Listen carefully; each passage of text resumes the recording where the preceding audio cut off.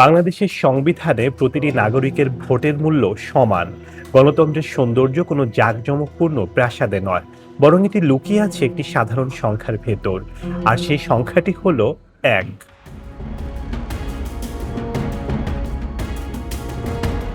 একজন পুরুষ একটি ভোট দিতে পারেন, ঠিক তেমনি একজন নারীও একটি ভোটই দিতে পারেন। যে শ্রমিক মাথার ঘাম পায়ে ফেলে দেশের অর্থনীতির চাকা সচল রাখছেন, তার একটি ভোটের যে মূল্য, দেশের শীর্ষ কোনো শিল্পপতির একটি ভোটের মূল্য ঠিক তাই।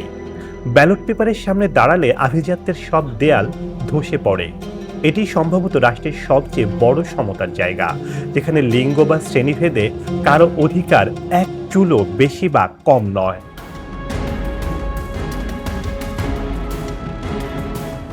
গণতন্ত্রের এই সমতা নিয়ে বলতে গেলে আব্রাহাম লিঙ্কনের সেই ঐতিহাসিক উক্তিটি মনে পড়ে, democracy is of the people, by the people, for the people. এর গূঢ় অর্থ হলো সরকার জনগণের মালিকানাধীন, এটি জনগণের মাধ্যমে গঠিত হয় এবং এর একমাত্র লক্ষ্য হতে হয় জনগণের কল্যাণ।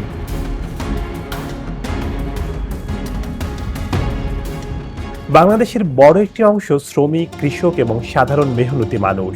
নীতি নির্ধারণী মহলে তাদের পৌঁছানো কঠিন, কিন্তু ভোটের দিন একজন দিনমজুর এবং একজন নীতি নির্ধারকের ক্ষমতা সমান হয়ে যায়। এই একটি দিনই প্রান্তিক মানুষ তার অভাব ও আকাঙ্ক্ষার প্রতিফলন ঘটানোর সুযোগ পায়।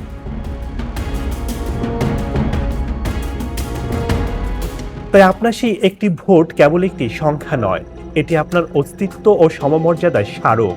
মূলত প্রতিটি নাগরিকের এই একক অংশগ্রহণই হচ্ছে আগামী দিনের আধুনিক বাংলাদেশ গড়ার মূল ভিত্তি। উন্নয়ন ও সঠিক নেতৃত্ব নির্বাচনে আপনার এই সমান অধিকারের শক্তিটি ব্যবহার করুন।